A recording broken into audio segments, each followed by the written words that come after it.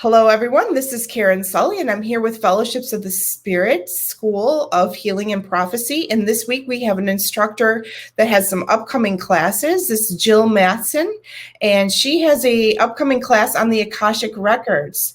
And Jill, why do you think that people would benefit from learning about the Akashic Records, and how could it be useful in their lives? I know that I've heard a lot about Akashic Records, and I myself don't know a lot about it, so I'm looking forward to learning a little more. What a great question. The Akashic Records are our past lives. Think that you're the author of every single life. And so when you die, do you go poof and disappear? Not really. Think that we're still feeling the effects of Adolf Hitler and Jesus Christ. And it's the same if someone you love dies. They still live in your heart. They still have creations, and they still have impact on your current day. And the thing that's really exciting about the Akashic Records is that you created them. You're the author, you're the artist, and you can go back and change you. It's as if time's all occurring at once, but we're only conscious of one particular moment in time. So when you go back to all of your creations, all of your actions, thoughts, feelings from past lives, you can access them. They don't disappear. You've created them. They exist. And by using these techniques, it's in a way like a past life reading. You go back in and you'll see the reason or the cause for issues in your current life. Like often you'll find people have troubles with each other, and yet the arguments are petty, but people are very volatile. In those cases, the issue or the causal factor, it's from a past life. And when we forgive and we love and we are cognizant of the issues, when we just forgive and love, we change our today. And I'll just give you an example. I did an Akashic reading for a woman who came into a workshop on a walker, and it took her about 20 minutes to go 10 feet on the walker. She had had umpteen surgeries on her knee. Nothing worked. And when we went to the Akashic Records, she had been a general and she was defeated, and she was coming to concede defeat. The other general came up, took out a sword, and chopped her legs off at the knees, and she bled out. And we spent a long time, 10 minutes maybe, forgiving that general. Really understanding his life, going into his story, going into how he was abused and how he was hurt and how he was trying to do his best. And when she fully forgave, she walked out without her walker. Wow, that's awesome. So I've had many circumstances in my personal life when relationships have gone from black to white.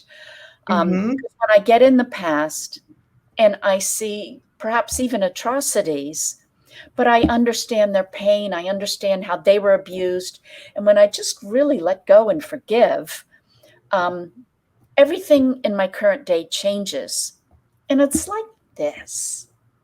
Just pretend we're going to the movies and your best friend's playing the bad guy. So you watch the movie, you're maybe angry at that bad guy and very emotional during the movie. But afterwards, you go out and have fun with your friend. And that's what Akashic record work is like. You go back into these movies, past lives. And during the life when you were the general surrendering, that forgiveness is pretty hard to do. That love is pretty hard to do when you're bleeding out. But when it's a movie, it's so easy to get the objectivity that allows us to not get stuck in negativity.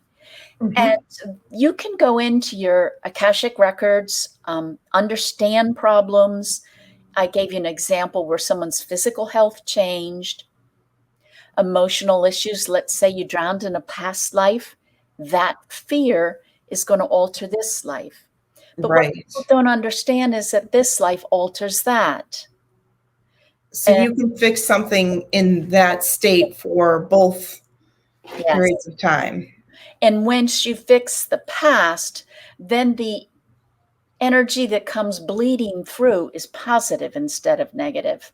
And it makes a huge difference. And your techniques will allow us to do this for ourselves. It's not like we need to be led by someone else to these points. We can. Absolutely. You want to learn to do it. You want to learn to fish, not buy fish. And I use them for relationships, problems, health, making decisions, downloading skills. If I've got a new thing or a new job or task, usually it's not a coincidence that task or job or opportunity landed on my plate, even though I don't feel I'm good at it. So you can even go back in and tune into your positive records and your positive skills and start to remember, start to download, or something like abundance. You know, I've gone to past lives in which I've been an ascetic, in which I had the belief that there's only so many pieces in the pie and I can't take a piece because there's not enough for everybody. Right. And going into that past life and just changing my my feelings, it changes the poverty that comes into this life, and all of a sudden new opportunities open up. Yeah, I imagine it's a lot like some of the work I've done with past lives, but it's a different perspective, and I've always done it with someone else. So being able to do it yourself sounds very intriguing. And what about how is your class different than other classes or on Akashic Records? Well, first, let me say that the Akashic Records, with different names, exist in almost every culture in the world. The Sumerians, the Babylonians, the Chinese, the ancient Egyptians, the Greeks, the Jews. You know, Rosh Hashanah is when you atone before the book of life is opened. So you go in and with forgiveness and love, you undo, if you will, you add that to a past, something you're not proud of. So let me just say that I view the records as changing your past, and that there's many different ways of doing it. And I think what's exciting that I bring to the table is I have many different ways, octaves, like musical octaves, if you will, of entering the Akashic Records, of entering through chakras above your head, of entering, let's say, through your heart chakra.